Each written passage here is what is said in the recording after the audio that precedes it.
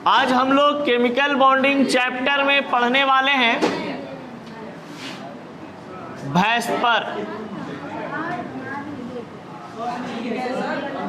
वैस्पर theory.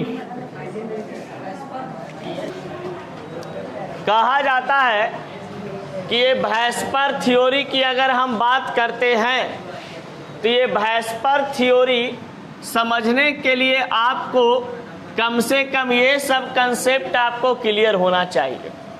वैस्पर theory समझने के लिए सबसे पहला चीज कि आपको ओवरलैपिंग का कंसेप्ट क्लियर होना चाहिए। अगर आपका ओवरलैपिंग का कंसेप्ट क्लियर है तो कोई दिक्कत नहीं होगा आपका वैस्पर थ्योरी समझने में। इसके बाद एक टॉपिक यहाँ पर पढ़ाए थे आपके पास हाइब्रिडाइजेशन। तो ये हाइब्रिडाइजेशन भी अगर आपको क्लियर है तो किसी प्रकार के दिक्कत नहीं होगा ये वीवीटी समझने में या वैस्पर थ्योरी समझने में।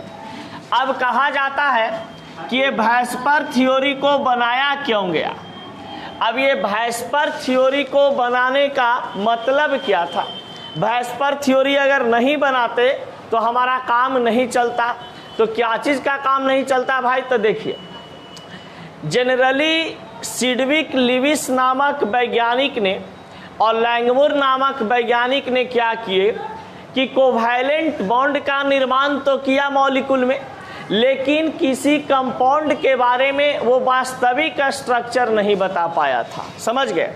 जैसे मान लिया जाए कि अगर जनरली कह दिया आपसे कि बाबू H2O, अगर यहाँ पर H2O में कहें कि बताइए किस प्रकार के बॉन्ड बनेगा, तो ये बंदा बता दिया कि इस प्रकार का बॉन्ड बनता है, ये कोवैलेंट बॉन्ड होते हैं। लेकिन एक्चुअली में ये जो H2O मॉलिक्यूल हमारे पास है, ये H2O मॉलिक्यूल का एक्चुअल ज्योमेट्री क्या होता है, वास्तविक में इसका आकार कैसा होता है, ये नहीं बता पाया था। तो वास्तविक अणु के वास्तविक आकार बताने के लिए यहाँ पर किसको लाया गया, आपका वीवीटी को। यहाँ पर लाया गया वीवीटी को और बोला कि भैया इसका जो शेप होता है ये भी आकार का होता है। यानी कि H2O में या किसी मॉलिक्यूल में जो आपका मॉलिक्यूल होते हैं एक दूसरे के साथ एटम उपस्थित होता है मॉलिक्यूल में, उसका वास्तविक स्थान क्या होगा, यानी कौन एटम किसके साथ अटैच होगा, कौन एटम किसके साथ अटैच होगा। तो यहाँ पर बताने के लिए क्या करता है कि एक थ्योरी बनाया गया वैस्पर थ्योरी। जैसे 10th क्लास में तुम लोग पढ़े हो कि CH4 आपके पास होता है। अब यहाँ पर पढ़े हो 10th क्लास में कि CH4 का स्ट्रक्चर कैसे बना देते हैं, इस प्रकार से बनता है ना, इस तरीका से बनता है। लेकिन ये 11 क्लास में ये स्ट्रक्चर क्या हो जाता है, आपका गलत हो जाता है। क्योंकि वैस्पर थ्योरी के अनुसार जब इसका वास्तविक संरचना बनाया गया तो कुछ इस प्रकार से आया था। समझ गए, इस तरीका से जिसका आकार होता है ये टेट्राहेड्रल के रूप में। तो ये आपका सही स्ट्रक्चर बना था और ये वाला गलत स्ट्रक्चर बना। तो वीवीटी यही बात को बताता है, यानी कि वैस्पर थ्योरी जो है यही बात को बताता है, valence shell electron pair theory, कि हमारा जो मॉलिक्यूल है वो मॉलिक्यूल का वास्तविक आकार कैसा होगा। यानी कि सिर्फ एक चीज बताने के लिए यहाँ पर आपको बहुत ज़्यादा एक्सप्लेन किया गया। अब देखिए, जब किसी मॉलिक्यूल या कंपाउंड का ये रियल ज्योमेट्री बताने पर उतरा ये बंदा, वैस्पर थ्योरी का जो वैज्ञानिक खोज किए थे, उस बंदा जब ये स्ट्रक्चर बनाया तो स्ट्रक्चर में बहुत सारी बातें को पता चला कि भैया इसके अंदर तो और कुछ प्रॉपर्टीज है जो बच्चों लोग को क्या करना चाहिए, बताना चाहिए। यानी कि जब इस थ्योरी पर रिसर्च किया गया तो रिसर्च करने के बाद पता चलता है कि इससे रिलेटेड कम से कम 8-10 प्रॉपर्टी पता चल जाता है। समझ गए। अब वो 8-10 प्रॉपर्टी क्या पता चलते हैं वो हम आपको एजप्शन ऑफ वैस्पर थ्योरी में बताएंगे।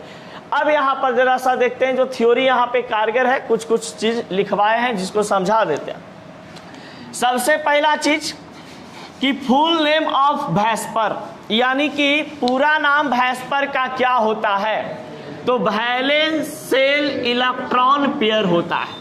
वैलेंस शेल इलेक्ट्रॉन पेयर होते हैं। फिर कहा जाता है कि VSEPR is another name of valence bond theory. देखिए यहाँ पर VBT एक अलग प्रकार का थ्योरी दिया गया था और भैस्पर एक अलग प्रकार का थ्योरी दिया गया था, लेकिन दोनों का बताने का जो मतलब कि कह सकते हैं कि मतलब क्या संदर्भ बोल सकते हैं, ये एक ही था। इसका भी मतलब वही था कि हम रियल ज्योमेट्री को बताएं और इसका भी क्या चीज था कि मॉलिक्यूल के जितने भी रियल ज्योमेट्री होते हैं, जो अच्छा ज्योमेट्री बनता है, वो ज्योमेट्री को बताएं।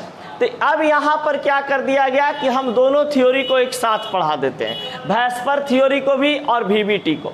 देखिए, VSEPR is another name of valence bond theory, यानी कि इसको हम क्या बोल दिए, वैलेंस बाउंड थ्योरी के नाम से। ये बात ध्यान देना, किताब में अलग अलग दिया है, लेकिन हम यहाँ पे क्या कर रहे हैं, कंबाइंड करके चल रहे हैं। अब कहता है कि VBT is given by Pauling's to explain bonding pattern of given molecule. बात आ गया ना, वो वाला बताया था ना कि रियल ज्योमेट्री बॉन्डिंग के बारे में बताने का प्रयास किया। अब देखिए, VBT इज गिवन बाय पॉलिंग्स, यानी कि वैलेंस बॉन्ड थ्योरी जो होता है, ये वैलेंस बॉन्ड थ्योरी किस वैज्ञानिक ने दिए थे, पॉलिंग्स ने। और ये पॉलिंग्स ने VBT किस लिए बनाया था, तो बॉन्डिंग पैटर्न को किसमें, मॉलिक्यूल में बताने के लिए। यानी मॉलिक्यूल में बॉन्ड का जो पैटर्न होते हैं उसको एक्सप्लेन करने के लिए ये VBT बनाया गया था। अब यहाँ पर आता है VSEPR. VSEPR was given by Sidgwick and Powell. देखिए, यहाँ पर कहा जाता है कि भैस्पर का अगर हम बात करते हैं तो भैस्पर को यहाँ पर सिडविक और पॉवेल ने दिया कब, 1940 ईस्वी में, and was further improve by Nyholm and Gillespie in 1917। देखिए, सर्वप्रथम भैस्पर थ्योरी का जो निर्माण करता थे, यानी कि भैस्पर थ्योरी के बारे में सबसे पहले जो वैज्ञानिक बताया था उसका नाम था सिडविक और पॉवेल। सिडविक और पॉवेल ये भैस्पर के बारे में कब बताया था, 1940 ईस्वी में। यानी कि इस वैज्ञानिक ने, सिडविक और पॉवेल ने, मॉलिक्यूल का रियल ज्योमेट्री बताने का प्रयास तो किया, रियल ज्योमेट्री बताने का प्रयास तो किया, लेकिन इसका थ्योरी उतना कारगर साबित नहीं हुआ। अब जब इसका थ्योरी उतना कारगर साबित नहीं होता है तो एक वैज्ञानिक आता है नेहलम्स और गिल्सपाई। तो गिल्सपाई और नेहलम्स आते हैं और 1957 ईस्वी में इस भैस्पर थ्योरी को अच्छा से एक्सप्लेन करता है और इसमें बताता है कि जितने भी आपके पास मॉलिक्यूल हैं उन सभी मॉलिक्यूल को और कंपाउंड को हम एक real structure, real geometry, real angle सब चीज बताएंगे। यानी कि ये बंदा गिल्सपाई और नेहलम आते हैं तो गिल्सपाई नेहलम 1957 ईस्वी में भैस्पर थ्योरी का पूर्ण रूप से व्याख्या कर डाला, यानी एकदम बढ़िया से इसको समझा दिया। अब देखिए, it is explain actual geometry of covalent molecule. देखिए, भैस्पर थ्योरी में बताया गया कि भैस्पर थ्योरी आपका कोवैलेंट मॉलिक्यूल को रियल ज्योमेट्री या एक्चुअल ज्योमेट्री बताने के लिए बनाया गया था। तो जितने भी कोवैलेंट मॉलिक्यूल आपके पास होते हैं, चाहे तो वो AB टाइप का हो, AB2 टाइप का हो, AB3 टाइप का हो, AB4 टाइप का हो, AB5 टाइप का हो, इस सभी का रियल ज्योमेट्री यानी वास्तविक ज्योमेट्री ये बंदा बताने में कारगर साबित हुआ, गिल्सपाई और नेहलम। और कब ये बात बताया था, 1957। अब देखिए, जब यहाँ पर बात बताने की बात होने लगी, यानी कि मॉलिक्यूल का स्ट्रक्चर और उससे रिलेटेड बहुत सारे प्रॉपर्टी जब बताने की बात किया जाने लगा, तो कहता है कि किसी भी मॉलिक्यूल में हम सेंट्रल एटम जो होते हैं, तो मॉलिक्यूल में अगर सेंट्रल एटम होता है, उस सेंट्रल एटम के पास दो प्रकार के इलेक्ट्रॉन पेयर होते हैं। एक इलेक्ट्रॉन पेयर होता है आपका बॉन्ड पेयर के रूप में और एक इलेक्ट्रॉन पेयर होता है लोन पेयर के रूप में। यानी कि अगर बॉन्ड पेयर है तो अच्छी बात है, लॉन पेयर है वो भी अच्छी बात है। यानी कि दोनों को मिला करके हम हाइब्रिडाइजेशन बनाएंगे और हाइब्रिडाइजेशन से हम ज्योमेट्री बता सकते हैं। इसके बाद क्या होता है कि वैस्पर थ्योरी के अनुसार कुछ दिया हुआ यहाँ पे हमारा एप्लीकेशन पॉइंट है जिसको समझेंगे और लिखेंगे कि ये वैस्पर थ्योरी के अनुसार गिल्सपाई और नेहलम क्या क्या चीज के बारे में मॉलिक्यूल का बताना चाहता था और बताया। समझ गए? तो चलिए आगे बढ़ते हैं। देखिए बाबू, जनरली कहा जाता है कि एकदम हम लोग सही समय पर 11 का कोर्स पढ़ रहे हैं, क्योंकि रक्षा बंधन के समय हमेशा हम ये चीज पढ़ाते हैं VBT। क्या पढ़ाते हैं? VBT, जिसमें बच्चों लोग को पढ़ाया जाता है कि ये होता है भैया वैलेंस बॉन्ड थ्योरी, लेकिन ये रक्षा बंधन के कारण इसको बताया जाता है भाई बहन का त्योहार। तब VBT हो जाता है आपका भाई बहन का त्योहार। या तो रक्षा बंधन गुजर जाता था तब 1-2 दिन के बाद पढ़ाते थे, या 1-2 दिन पहले पढ़ाते थे, तो उससे पहले ही अवधि चालू हो गया है। अब देखिए, अब 12th में भी VBT मिलेगा आपको एक बार। उस समय पढ़ाया जाता है कब? जब करवा चौथ रहेगा या तो बर पूजा रहेगा। समझ गए? या तो बर पूजा रहे या तो करवा चौथ रहे, तो उस समय इसको बताया जाता है भैया भौजी के त्योहार। समझ गए ना? तो 11 क्लास में भाई बहन का त्योहार और 12th क्लास में भैया भौजी के त्योहार। चलिए अब आते हैं जगह पर। अपना अपना कृपया मुंह साइलेंट रखें और इन्हें ध्यान दें बाले एंड बच्चे। देखिए बाबू, बेसिक प्रॉपर्टीज ऑफ वैस्पर, यानी कि इसको अब प्रॉपर्टीज के जगह पर कहीं कहीं बेसिक एजम्पशन ऑफ वैस्पर भी लिखता है। समझ गए? तो ये बेसिक एजम्पशन ऑफ वैस्पर कहने का मतलब है कि वैस्पर थ्योरी जब बनाया गया गिल्सपाई और नेहलम के द्वारा, तो इस थ्योरी में मॉलिक्यूल के बारे में क्या क्या चीज के बारे में पता चला। तो मॉलिक्यूल के बारे में जब पता चला तो देखिए, सबसे पहले बताया गया कि उस मॉलिक्यूल का शेप ऑफ मॉलिक्यूल, यानी कि शेप ऑफ मॉलिक्यूल के बारे में व्याख्या किया गया इस थ्योरी में, कि जितने भी मॉलिक्यूल हैं उस मॉलिक्यूल का शेप के बारे में बताएगा, रियल ज्योमेट्री के बारे में बताएगा।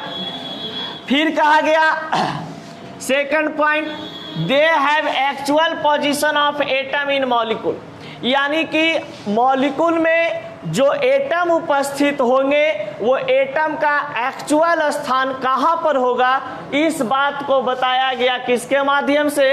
वैस्पर के माध्यम से।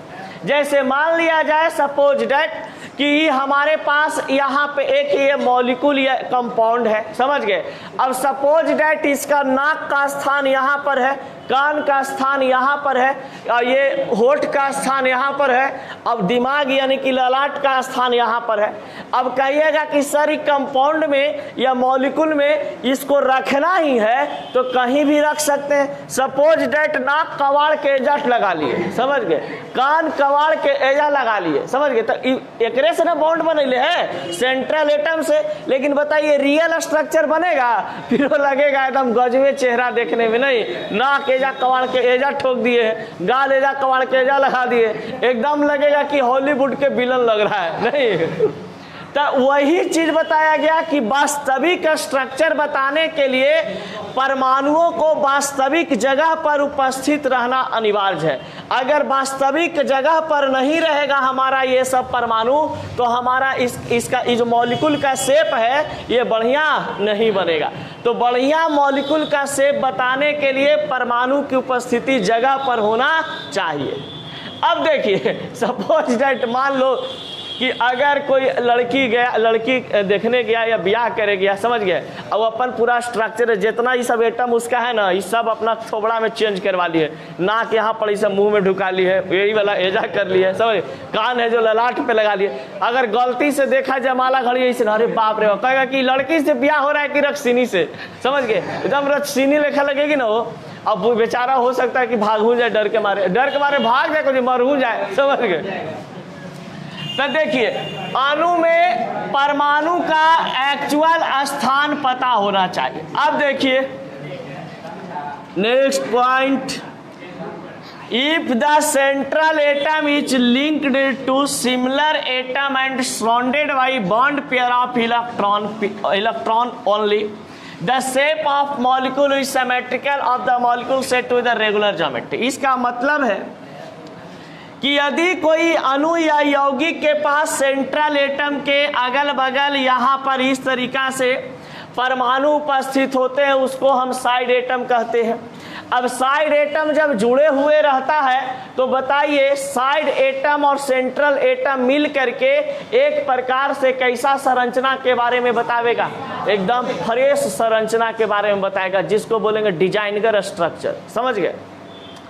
अब देखिए सबसे इंपॉर्टेंट चीज कि भैया ये वैस्पर थ्योरी जो हमारे पास है, इस वैस्पर थ्योरी को जब किसी मॉलिक्यूल में लगाया जाता है तो उस मॉलिक्यूल के बारे में कि कौन कौन से प्रॉपर्टीज का पता चलता है। तो उस मॉलिक्यूल में सबसे पहले पता चलेगा कि सेंट्रल एटम की संख्या कितना है, साइड एटम की संख्या कितना है, उसमें टोटल इलेक्ट्रॉन पेयर कितने बन रहे हैं उस मॉलिक्यूल के अंदर, बॉन्ड पेयर कितने बन रहे हैं उस मॉलिक्यूल के अंदर, लॉन पेयर कितने बन रहे हैं, फिर उसका आकार के बारे में पता चलता है, उसका संकरण के बारे में पता चलता है, क्योंकि किसी भी ज्योमेट्री से हम हाइब्रिडाइजेशन निकाल सकते हैं और हाइब्रिडाइजेशन से ज्योमेट्री बता सकते हैं। समझ गए? फिर उसके एंगल के बारे में पता चलता है और उसका नेचर के बारे में भी पता चलता है कि किस टाइप का कंपाउंड है। अब यहाँ पर देखिए, अब कहता है कि geometry of covalent molecule is only decide bye bond pair never lone pair, यानी कि मॉलिक्यूल या कंपाउंड का जो आपका बॉन्ड पेयर होता है वो बॉन्ड पेयर डिसाइड करता है कि इसका स्ट्रक्चर क्या होगा, न कि लॉन पेयर। तो लॉन पेयर से रियल स्ट्रक्चर से हमको कोई मतलब नहीं है, सिर्फ बॉन्ड पेयर से कि ये बॉन्ड पेयर बन रहा है तो कैसे कैसे बन रहा है। समझ गए ना? अब देखिए यहां पर कह रहा है कि टू इंपॉर्टेंट थ्योरीज इन वैस्पर थ्योरी। वैस्पर थ्योरी के अंतर्गत दो प्रकार के थ्योरी को बताया गया, एक बताया गया भैया वीवीटी के बारे में और एक बताया गया एमओटी के बारे में। ये वीवीटी का भी यही काम था कि बॉन्ड बना करके रियल ज्योमेट्री बताना, यानी कि बॉन्ड से रिलेटेड ज्ञान देता है, और एमओटी भी यही करता है कि इसके माध्यम से भी मॉलिक्यूल या कंपाउंड में स्ट्रक्चर बनते हैं। मॉलिक्यूलर ऑर्बिटल थ्योरी इसका होता है पूरा नाम। ये पढ़ाएंगे, ये भी ये तो कुछ बात बता ही दिए वीवीटी के बारे में, वैस्पर और वीवीटी मिला के पढ़ा रहे हैं। तो वीवीटी के अनुसार कहा जाता है अब कि कंपाउंड के प्रकार, यही पढ़ना है नेक्स्ट टॉपिक, कि वीवीटी के अनुसार बोले या तो किसके अनुसार, वैस्पर के अनुसार। तो कंपाउंड का यहाँ पर बोला गया है कि प्रकार कितने होते हैं, तो बहुत सारा होता है। जैसे आप देख सकते हैं ए बी टाइप, तो ए कहने का मतलब आगे वाला सेंट्रल एटम, तो सेंट्रल एटम के संख्या 1 हो, और पीछे वाला साइड एटम इसका भी संख्या 1 हो। देखिए NaCl, KCl, फिर LiBr, फिर लिख सकते हैं HCl, ये सभी आप देखिए किस प्रकार के यौगिक में आ रहे हैं, AB टाइप मॉलिक्यूल में आ रहा है, AB टाइप कंपाउंड में आ रहे हैं। तो ये इसी के बारे में आपको बताया जाएगा कि AB टाइप कंपाउंड का क्या क्या इलेक्ट्रॉन पेयर होते हैं, बॉन्ड पेयर होते हैं, लॉन पेयर होते हैं, हाइब्रिडाइजेशन होते हैं, ये सब चीज़ के बारे में। कोई दिक्कत? आज भर इतना ही, आज मियाँ जरा थकल।